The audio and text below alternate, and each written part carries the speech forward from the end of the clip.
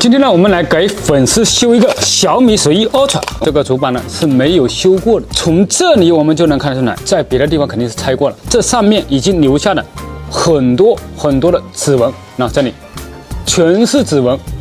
我们要判断它是不是又是通病，用着突然间坏了，或者游戏打着坏了，或者就是直接放在那里充电坏了。我们来看一下它的目前的电流情况。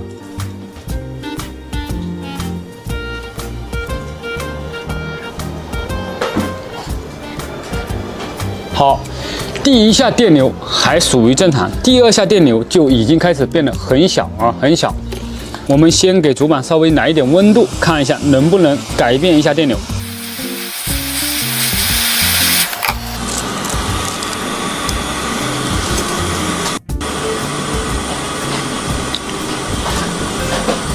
好，当我们把温度抬高之后呢，电流又开始产生了变化。我们还是奔着这个 CPU 序号展开维修。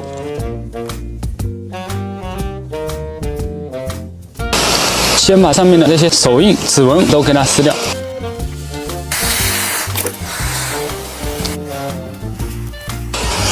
快速的取下掌存，然后我们再取下下层就可以了。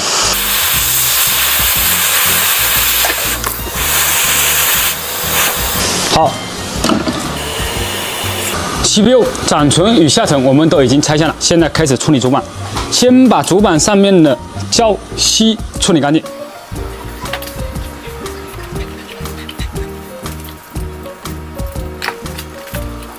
其实呢，这一块屏蔽胶放在这里的意义它没有，它上面从这里它设计的这个就是可以掰一下就能掉的这种设计。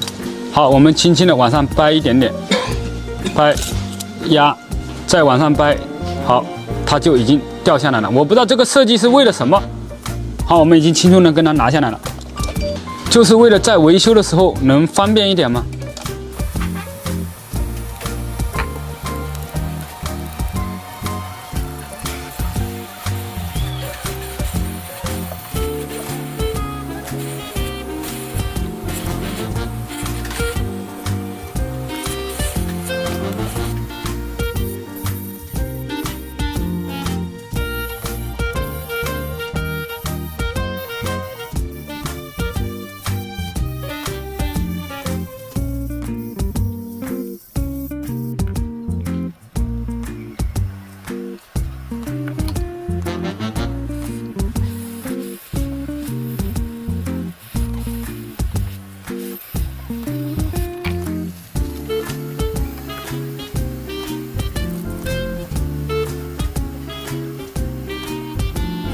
好，我们又在这个区域跟它开了一个小天窗，因为呢里面有一颗电阻，我们看到它有脱落，所以呢这个必须要开天窗，我们才能把它装进去。将只好高温锡的 CPU 装上去，一定要高温锡，一定要用220度以上的锡粒。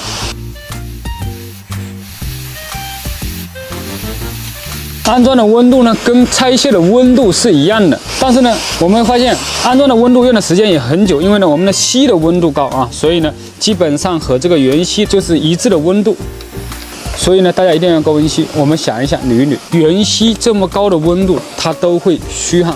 如果我们随便给一点温度的锡，或者用100多度的锡，那你可想而知，这个机器基本上1个星期要往你店里跑2次。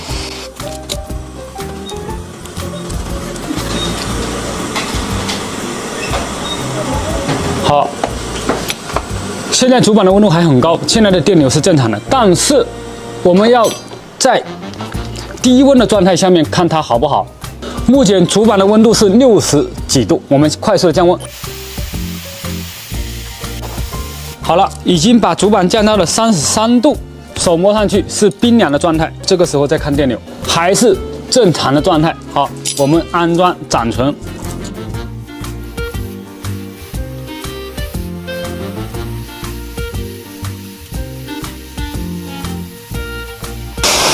好，掌存安装完毕。这个时候呢，又到了降温的状态。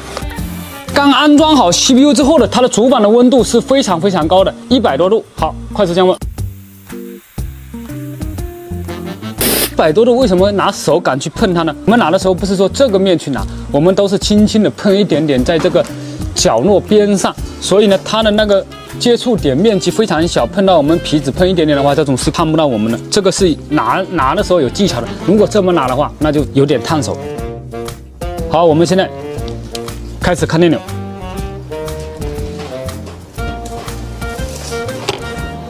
好，目前这个电流呢是正常的。我们现在装上屏幕，看一下。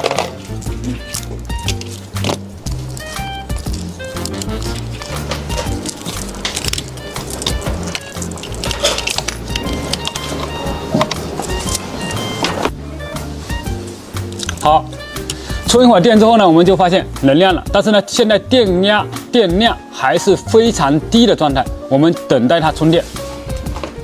在这个充电等待的过程，我给大家看一下钥匙啊，这个钥匙呢不是用来修的，从这个成色我们就能看得出来了，这个钥匙是全新的。面包车买来钓鱼用的，如果大家想看，那下期我们就录制一期；如果不想看，那就过。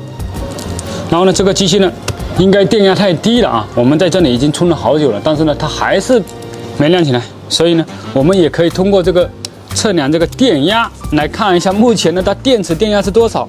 然后呢，我们也可以初步判断接下来要充多久才能让它亮起来。3.4啊，快了啊，快了！基本上再稍微过那么一会儿它就能点亮。但是呢，我们还有其他方法，用稳压电源，这样会更快。